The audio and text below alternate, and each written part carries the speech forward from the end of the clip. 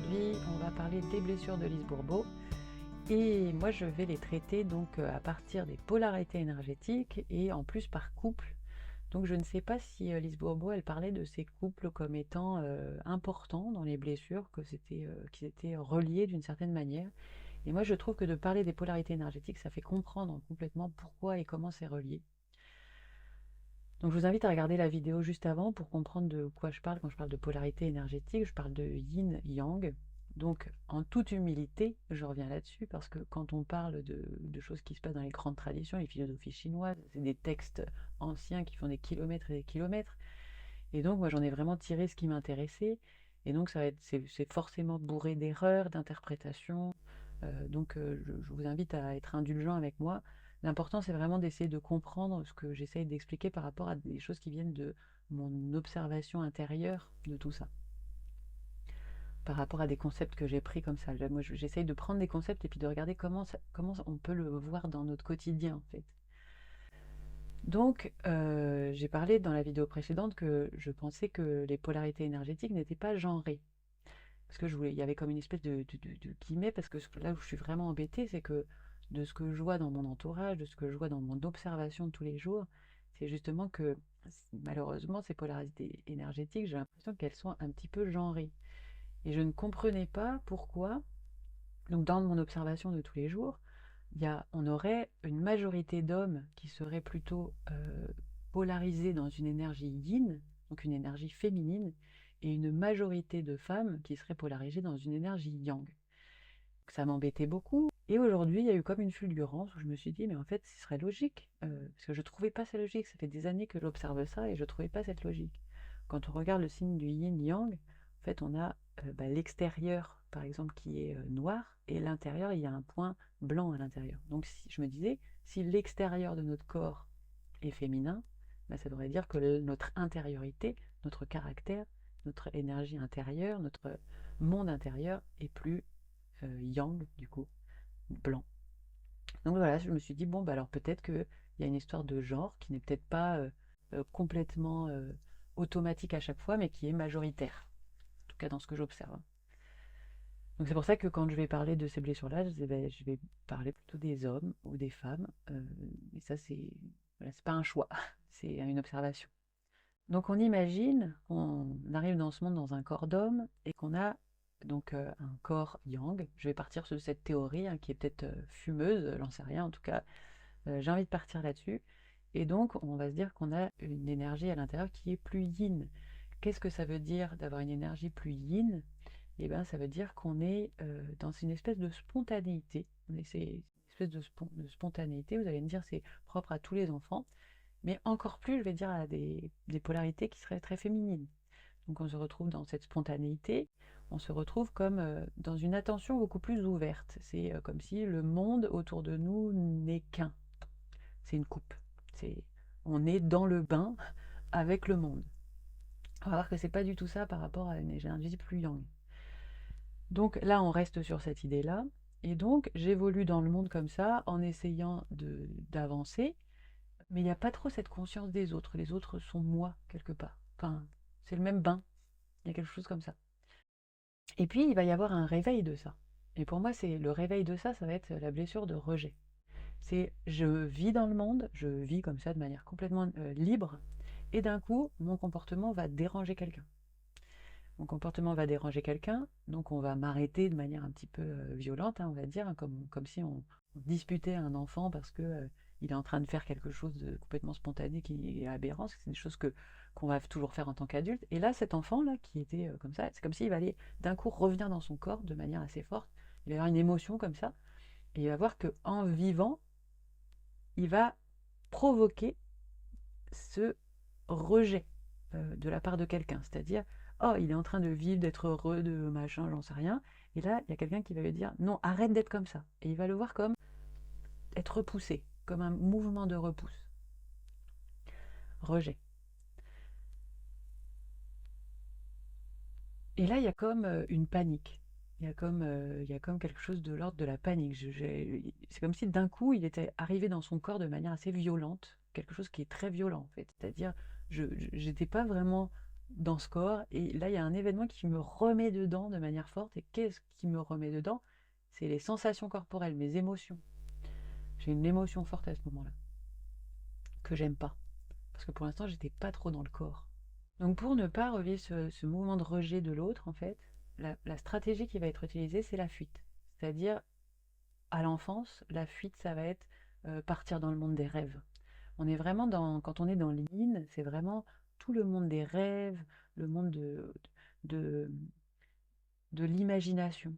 Donc en fait, dès qu'il se passe quelque chose comme ça avec l'extérieur, je ne vais pas prendre en compte comment je dois m'adapter au monde au départ, c'est plutôt je vais être dans la fuite, je vais repartir dans le monde des rêves, je vais penser à autre chose. Et puis hop, je vais repartir. Donc il y a comme, avec cette idée, avec cette énergie yin, en fait, cette façon de partir dans le monde des rêves qui fait que la difficulté d'adaptation, elle est plus forte en fait. Et du coup, ça se remarque avec les enfants, hein. On voit que les garçons, ils ont plus de mal à comprendre les règles, à comprendre comment s'adapter à l'école, par exemple, alors que les filles, vous allez voir pourquoi c'est plus facile pour elles par rapport à cette polarité énergétique qu'elles ont. Enfin, c'est une explication hein, qui, encore une fois, peut-être fumeuse. Donc, il va continuer comme ça à vivre ses blessures de rejet, à être dans la fuite et tout ça, et au bout d'un moment, en fait, il va y avoir cette obligation d'adaptation. Et, euh, et du coup, c'est là que à partir de ce comportement adaptatif va naître la blessure d'injustice. Donc, on va être avec ces enfants qui vont tout faire pour se conformer à ce qu'on attend d'eux, qui vont essayer en tout cas.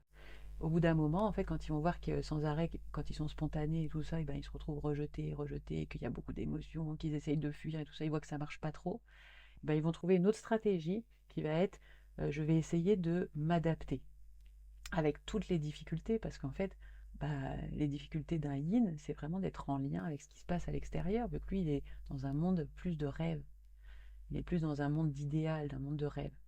Donc en fait, il va y avoir une vraie difficulté à mettre son attention sur qu'est-ce qui se passe autour de moi, et du coup, avoir une incapacité de s'adapter. Donc il va essayer de toutes ses forces de s'adapter au monde. Donc je regarde, ok, bah alors là il va falloir que je fasse comme ça, il va falloir que je fasse comme ça. Et petit à petit, il va se rigidifier. Il y a comme un comportement de je me rigidifie. J'empêche quelque part mon enfant intérieur de s'exprimer et tout ça, et je deviens plus rigide. Et la blessure d'injustice, elle va vraiment partir de ça, c'est-à-dire je passe ma vie à essayer de bien faire, à essayer d'être idéal pour mes parents, de tout faire et tout ça, et ça marche pas. Donc je vais arriver avec une espèce de colère vis-à-vis du monde. J'essaye de m'adapter et ça marche pas. Je fais tout pour faire bien et ça marche pas. On nous demande toujours autre chose, toujours encore plus. Et du coup, c'est vraiment ils vont comme chercher à créer un idéal d'eux-mêmes, de chercher à surtout ne rien avoir à se reprocher des autres pour ne pas vivre ce rejet. Et du coup, ils vont essayer d'être parfaits le plus possible en grandissant. Plus je vais grandir, plus je vais essayer de devenir parfait, l'idéal de moi-même, en mettant bien dans l'inconscient tous mes défauts, tout ça. Et plus ça va, plus ils vont rentrer dans cette blessure d'injustice, se rigidifier et devenir quelqu'un qu'on appelle le rigide, qui est associé à la blessure d'injustice. Et il y a vraiment cette colère de je fais tout pour être parfait, pour être idéal, et ça marche toujours pas. Donc à un moment donné, quand il va y avoir un ras-le-bol général de ce comportement chez des adultes, ils vont commencer à chercher tiens, par quoi ils peuvent aller un petit peu mieux. Donc on va se retrouver avec beaucoup d'hommes qui vont être contents d'aller pratiquer la méditation à partir de ça. Je ne dis pas que c'est tous les hommes qui vont le faire à partir de ça, mais certains vont le faire à partir de ça. Et bah, ça va faire que renforcer ce truc-là. Alors comment? Bah, c'est-à-dire que à partir de la blessure de rejet, je vais utiliser la méditation pour repartir dans mon monde imaginaire. C'est-à-dire je vais fuir la réalité en partant dans la méditation et je vais m'y sentir bien. Il n'y a pas de problème avec ça. Parce que le problème, il n'est pas là. Le problème, il est quand je suis confrontée au monde, quand je suis dans l'horizontalité. C'est là où ça se passe pas bien. Donc, à travers la méditation, je vais faire que renforcer mes blessures. Enfin, que rester dans mon confort, on va dire. Et en plus, ça va permettre aussi de faire croire à une sorte de j'ai atteint un idéal du moi.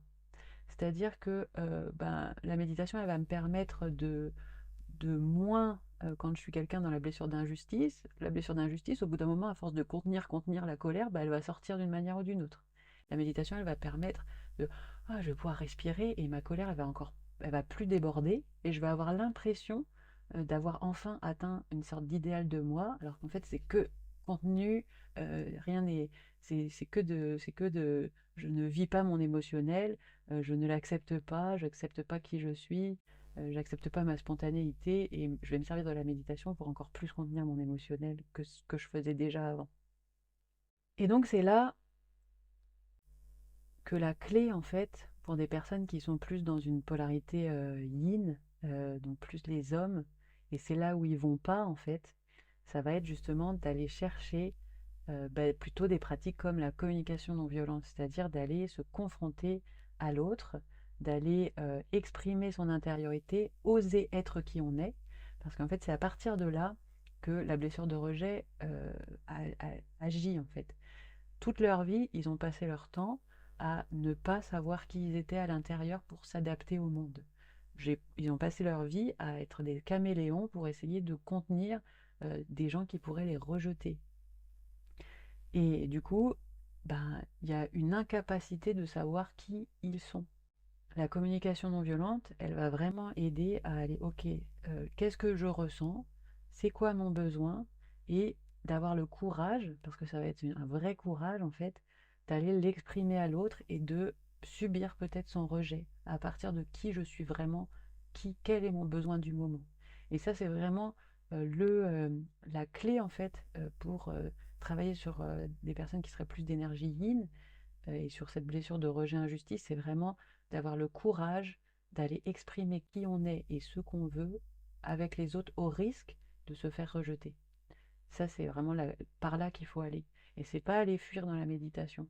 C'est pas aller se créer un faux idéal du moi dans le fait que la méditation, elle va nous permettre de mieux contenir nos émotions et du coup d'être encore plus parfait aux yeux du monde.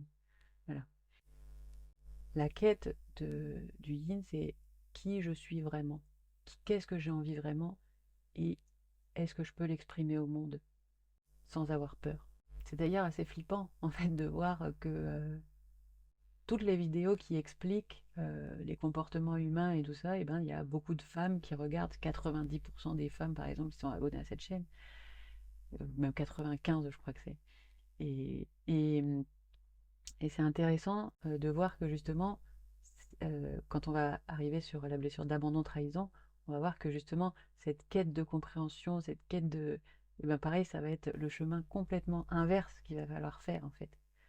Donc ça veut dire que toutes les femmes qui sont en train d'essayer de comprendre le comportement humain et tout ça, qui vont s'en servir après pour faire agir leur blessure d'abandon et de trahison, vous allez voir, je vais en parler dans la vidéo prochaine. En fait, ce qu'elle devrait faire, ce serait vraiment repartir dans un espace méditatif et de développer en elle cet espace ouvert, cet espace, tout simplement. En fait, ce retour vers le yin intérieur. Et inversement, justement, toutes les personnes tous les hommes qui sont dans les retraites de méditation et qu'on en voit beaucoup en fait finalement aussi, eh ben, ce serait intéressant pour eux de commencer à s'intéresser à c'est quoi la relation, d'être dans c'est quoi quand je dirige mon attention sur une chose. Et c'est en faisant ces deux chemins inverses que on, on équilibre les énergies masculines et féminines en soi et on arrête de vouloir d'être attiré de manière énergétique par des personnes qui sont dans des énergies opposées et complémentaires. Donc ça, je vais voir après comment, ça va être dans les vidéos prochaines, comment justement on attire comme ça ces polarités énergétiques opposées et on va réveiller les blessures mutuelles comme ça sans s'en rendre compte et qui vont créer des conflits et qu'on sera incapable de gérer parce qu'on est dans des blessures, comme je disais, qui sont encore dans des considérations de je vais mourir en fait. Je ne sais pas si c'était clair, j'ai voulu faire un truc un peu plus spontané que d'habitude, parce que sinon ça me demandait énormément de préparation, et j'ai envie d'aller un peu plus sur quelque chose de cet ordre-là, en essayant toujours de garder des visuels, hein, je vais essayer de faire ça, mais voilà, sinon ça me prend vraiment beaucoup de temps les vidéos, donc je vais essayer d'être plus spontané comme ça aussi. Ça fait partie du chemin que j'ai à travailler d'ailleurs. Spontanéité.